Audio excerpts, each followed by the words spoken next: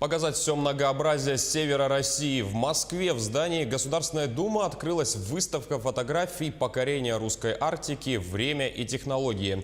Ее посетила и поделилась своими впечатлениями наш специальный корреспондент в столице страны Татьяна Черемкина. Сейчас, когда золотой век новых открытий давно позади, а человечество озабочено поисками новых природных месторождений, тема освоения и сохранения Арктики, которая занимает 1/6 часть суши нашей планеты, становится очень актуальной как в России, так и в мире. Драматические и героические моменты истории покорения Арктики стали классикой советской и мировой фотографии. Экспозиция выставки «Покорение русской Арктики. Время и технологии» рассказывает об особой красоте полярного края, о подвиге полярников, о наиболее значимых событиях, связанных с освоением Арктики с начала прошлого века, а также современном взгляде фотохудожников на эту территорию.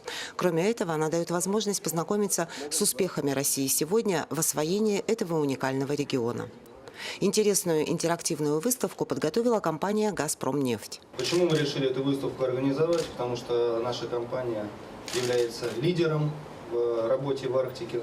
Наша компания не декларирует то, что идет в Арктику. Она туда уже пришла, она там работает, и я уверен в том, что она там закрепилась очень надолго. Выставка посвящена истории освоения отечественными полярниками арктических земель. Она рассказывает об одной из самых малоизученных частей нашей страны, знакомит с ее уникальной природой, с народностями. Сегодня в арктической зоне, в полярной зоне проживает большое количество россиян.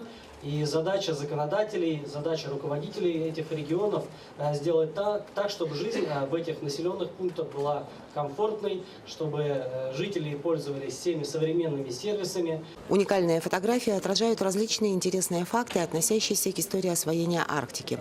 Посетители расширяют свое представление о богатстве России, узнают много нового о прошлом, настоящем и будущем северных регионов нашей страны. Могущество России дальше будет прирастать за счет Сибири вообще и северных территорий в частности. Очень важно, что развитие этих территорий вновь на подъеме. Мы, депутаты Государственной Думы, всячески это приветствуем. Мы будем поддерживать любые инициативы, направленные на дальнейшее освоение этих очень значимых для нашей страны мест. Эта выставка – это показ истории освоения государством российским, Советским Союзом и Российской Федерации арктических простор нашего государства.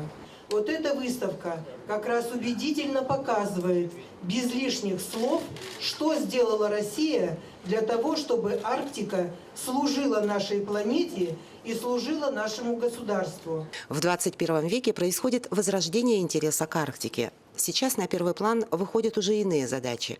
Не столько покорение и освоение, сколько сохранение уникальных природных ресурсов, которые из-за глобального изменения климата могут полностью исчезнуть в ближайшие 100 лет.